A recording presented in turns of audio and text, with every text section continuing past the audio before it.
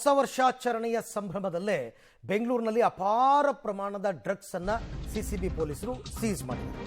ಬೆಂಗಳೂರಿನಲ್ಲಿ ಸಿಕ್ಕ 55 ಕೋಟಿ ಡ್ರಗ್ಸ್ ಪ್ರಕರಣದ ಬಿಗ್ ಅಪ್ಡೇಟ್ ಅನ್ನು ಕೊಡ್ತಾ ಇದ್ದೀವಿ. ಇಬ್ಬರು ಉದ್ಯಮಿಗಳು, ಓರ್ವ ಕೆಮಿಕಲ್ ಎಂಜಿನಿಯರ್, ಇಬ್ಬರು ಸಹಾಯಕರಿಂದ ಡ್ರಗ್ಸ್ ಫ್ಯಾಕ್ಟರಿ ನಿರ್ವಹಣೆ ಆಗ್ತಾ ಇತ್ತಂತೆ. ಇಬ್ಬರು ಉದ್ಯಮಿಗಳು, ಒಬ್ಬ ಕೆಮಿಕಲ್ ಇಂಜಿನಿಯರ್, ಇಬ್ಬರು ಸಹಾಯಕರು, ಎರಡು ಕಡೆ ಫ್ಯಾಕ್ಟರಿ, ಒಂದು ಕಡೆ ಲ್ಯಾಬ್.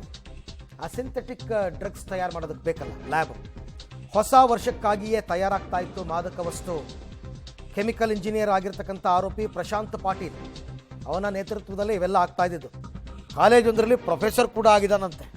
ಆ ಮಾಹಿತಿ ಕೂಡ ಲಭ್ಯವಾಗಿದೆ. ಬೆಂಗಳೂರಿಗೆ ಬಂದು ಡ್ರಗ್ ತಯಾರಿಕೆ ಬಗ್ಗೆ ಟ್ರೈನಿಂಗ್ ಕೊಡ್ತಾ ಇದ್ದ ಈ ಕೆಮಿಕಲ್ ಇಂಜಿನಿಯರ್ ಅಂತ ಗೊತ್ತಾಗಿದೆ. ಅಂದರೆ ಇದೊಂದು ದೊಡ್ಡ ಜಾಲ ಇದು. ಮಹಾರಾಷ್ಟ್ರ ಪೊಲೀಸರಿಗೆ ಸಿಕ್ಕ ಲಿಂಕಿಂದ ಈ ಹಿಂದೆ ಒಂದು ಸರ್ತಿ ಜೂನಲ್ಲಿ ಮೈಸೂರಿನಲ್ಲಿ ಸೀಸ್ ಆಗಿತ್ತು. ಈಗ ಬೆಂಗಳೂರಿನಲ್ಲೂ ಕೂಡ ಎರಡು ಕಡೆ ಡ್ರಗ್ ಫ್ಯಾಕ್ಟ್ರಿ, ಒಂದು ಕಡೆ ಕೆಮಿಕಲ್ ಲ್ಯಾಬ್. ಇದೆಲ್ಲವೂ ಕೂಡ ಈಗ ಸಿಕ್ಕಿರ್ತಕ್ಕಂಥದ್ದು. ಅದರ ಅರ್ಥ ಬೆಂಗಳೂರಿನಲ್ಲೇ ತಯಾರಾಗ್ತಾ ಇದೆ, ದೂರದ ಊರುಗಳಿಂದ ಏನು ಬರ್ತಾ ಇಲ್ಲ. ಇಲ್ಲಿ ತಯಾರು ಮಾಡಿ ಇಲ್ಲಿಂದ ಬೇರೆ ಬೇರೆ ಕಡೆಗೆ ಕಳಿಸ್ತಕ್ಕಂಥದ್ದು. ಕೊತ್ತನೂರಿನ ಮಾವಿನ ತೋಪಿನಲ್ಲಿ ಡ್ರಗ್ ತಯಾರಿಕಾ ಘಟಕ ಪತ್ತೆ ಹಚ್ಚಿದ್ದಾರೆ. ನಿರ್ಜನ ಪ್ರದೇಶದಲ್ಲಿ ಯಾರಿಗೂ ಅನುಮಾನ ಬಾರದಂತೆ ಡ್ರಗ್ಸ್ ತಯಾರಾಗ್ತಾ ಇತ್ತು ಅಂತ ಗೊತ್ತಾಗಿದೆ. ಮುಂಬೈನಿಂದ ಕಚ್ಚಾ ವಸ್ತುಗಳನ್ನು ತರಿಸ್ಕೊಳ್ತಾ ಇದ್ರಂತೆ ಇವರು ಆರೋಪಿಗಳು. ಆಮೇಲೆ ಇವರು ಸರಬರಾಜು ಮಾಡ್ತಾ ಇದ್ದು ಮ್ಯಾಕ್ಸಿಮಮ್ ಮುಂಬೈಗೇನೆ. ಅದರ ಜೊತೆಗೆ ಬೆಂಗಳೂರು, ಹೈದರಾಬಾದ್, ಚೆನ್ನೈಗೂ ಕೂಡ ರವಾನೆ ಮಾಡ್ತಾ ಇದ್ರು. ಡ್ರಗ್ ಪೆಡ್ಲರ್ ಮೂಲಕ ಪ್ರಶಾಂತ್ ಪಾಟೀಲ್ ಈಗ ಸಿಕ್ಕಿಬಿದ್ದಿದ್ದಾನೆ. ಇದೊಂದು ದೊಡ್ಡ ಬೇಟೆ, ನನ್ನ ಪ್ರಕಾರ ಅತಿ ದೊಡ್ಡ ಬೇಟೆ ಇದು. ಯಾಕೆಂದರೆ ಕಡಿಮೆ ಅಲ್ಲ, 55 ಕೋಟಿ ವರ್ತ್ ಡ್ರಗ್ಸನ್ನು ಸೀಸ್ ಮಾಡಿದ್ದಾರೆ. ಇದೆಲ್ಲ ಹೊಸ ವರ್ಷಾಚರಣೆ ಸಂದರ್ಭದಲ್ಲಿ ಬಳಕೆ ಮಾಡೋದಕ್ಕೆ ಅಂತ ತಯಾರಾಗ್ತಾ ಇತ್ತು. ಯಾರ ಗಮನಕ್ಕೂ ಬಂದೇ ಇಲ್ಲ. ಕೊನೆಗೆ ಮಹಾರಾಷ್ಟ್ರ ಪೊಲೀಸರು ಬಂದು, ಅಫ್ಕೋರ್ಸ್ ರಾಜ್ಯ ಪೊಲೀಸರು ಕೂಡ ಸಾಥ್ ಕೊಟ್ಟಿದ್ದಾರೆ. ಕೊನೆಗೆ ಅದನ್ನು ಸೀಸ್ ಮಾಡಲಾಗಿದೆ. ಈ ಬಗ್ಗೆ ಮತ್ತಷ್ಟು ಮಾಹಿತಿ ನನ್ನ ಕೊಲೀಗ್ ನಾಗೇಶ್ ಅವರಿಂದ ಪಡ್ಕೊಳ್ಳೋಣ. ನಾಗೇಶ್, ಈ ಡ್ರಗ್ ಫ್ಯಾಕ್ಟ್ರಿ ಸೀಸ್ ಪ್ರಕರಣ, ಈ ಪ್ರಕರಣಕ್ಕೆ ಸಂಬಂಧಪಟ್ಟಂತೆ ಲೇಟೆಸ್ಟ್ ಅಪ್ಡೇಟ್ಸ್ ಏನೇನು ಸಿಕ್ಕಿದೆ?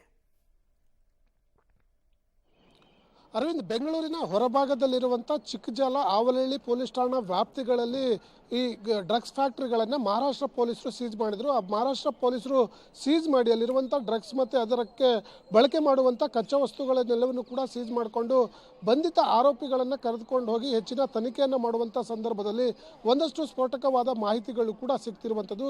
ಬಂಧಿತ ಆರೋಪಿಗಳಲ್ಲಿ ಪ್ರಶಾಂತ್ ಯಲ್ಲಪ್ಪ ಪಾಟೀಲ್ ಏನಿದ್ದಾನೆ, ಈತ ಬೆಳಗಾವಿ ಮೂಲದವನಾಗಿದ್ದು ಈತ ಇಂಜಿನಿಯರ್ ವೃತ್ತಿಯನ್ನು ಮಾಡ್ಕೊಂಡಿದ್ದ ಅನ್ನುವಂಥ ವಿಚಾರಗಳು ಕೂಡ ಗೊತ್ತಾಗಿರುವಂಥದ್ದು.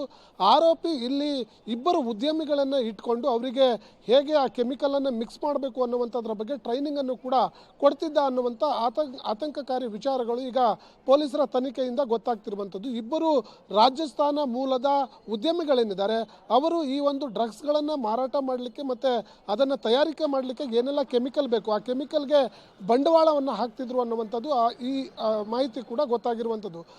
ಹಾಗಾಗಿ ಈಗಾಗಲೇ ಈ ಒಂದು ಪ್ರಕರಣದಲ್ಲಿ 4 ಜನ ಆರೋಪಿಗಳನ್ನು ಬಂಧನ ಮಾಡಿರುವಂಥ ಮಹಾರಾಷ್ಟ್ರ ಪೊಲೀಸರು ಈ ಕಿಂಗ್ ಪಿನ್ ಉದ್ಯಮಿಗಳೇನಿದ್ದಾರೆ ಆ ಉದ್ಯಮಿಗಳಿಗೆ ಕೂಡ ಹುಡುಕಾಟವನ್ನು ನಡೆಸ್ತಿದ್ದಾರೆ ಅನ್ನುವಂಥ ಮಾಹಿತಿಗಳು ಕೂಡ ಗೊತ್ತಾಗ್ತಿರುವಂಥದ್ದು. ಇವರು ಇಲ್ಲಿ ಬೆಂಗಳೂರಿನಲ್ಲಿ ತಯಾರು ಮಾಡಿ ಎಲ್ಲವನ್ನು ಕೂಡ ಮುಂಬೈ ಮತ್ತು ಪ್ರಮುಖ ಸಿಟಿಗಳನ್ನು ಟಾರ್ಗೆಟ್ ಮಾಡಿ ಮಾದಕ ವಸ್ತುಗಳನ್ನು ಮಾರಾಟ ಮಾಡಲಿಕ್ಕೆ ಪ್ಲಾನನ್ನು ಮಾಡ್ಕೊಂಡಿದ್ರು ಅನ್ನುವಂಥ ವಿಚಾರಗಳು ಕೂಡ ಗೊತ್ತಾಗ್ತಿರುವಂಥದ್ದು. ಹಾಗಾಗಿ ಈ ಒಂದು ಪ್ರಕರಣದ ಉದ್ಯಮಿಗಳಾಗಿರುವಂಥ ಇಬ್ಬರು ರಾಜಸ್ಥಾನ ಮೂಲದ ಆರೋಪಿಗಳು ಸಿಕ್ಕಿದ ಬಳಿಕ ಮತ್ತಷ್ಟು ಈ ಒಂದು ಡ್ರಗ್ಸ್ನ ಜಾಲದ ಮೂಲದ ಬಗ್ಗೆ ಗೊತ್ತಾಗುವ ಸಾಧ್ಯತೆಗಳಿದ್ದಾವೆ ಅನ್ನುವಂಥ ಮಾಹಿತಿಗಳು ಕೂಡ ಈಗ ಗೊತ್ತಾಗಿರುವಂಥದ್ದು. Aravind, right, thank you Nagesh, ತಮ್ಮೆಲ್ಲ ಮಾಹಿತಿಗಾಗಿ ಧನ್ಯವಾದ. ನಾನಾಗಲೇ ಹೇಳಿದಂತೆ ಒಂದು ದೊಡ್ಡ ಬೇಟೆ, ಆ ಬೇಟೆಯನ್ನು ಆಡಿದ್ದಾರೆ. ಬಟ್ ಇದು ಇಷ್ಟಕ್ಕೆ ನಿಂತಿದೆಯಾ? ಇನ್ನೂ ಬೇರೆ ಬೇರೆ ಕಡೆ ಗೊತ್ತಿಲ್ಲದಂಗೆ ಎಲ್ಲರೂ ಫ್ಯಾಕ್ಟ್ರಿಗಳಿದೆಯಾ? ಅದನ್ನು ಕೂಡ ಈಗ ಸಿಸಿಬಿ ಪೊಲೀಸರು ಪತ್ತೆ ಹಚ್ಚಬೇಕು.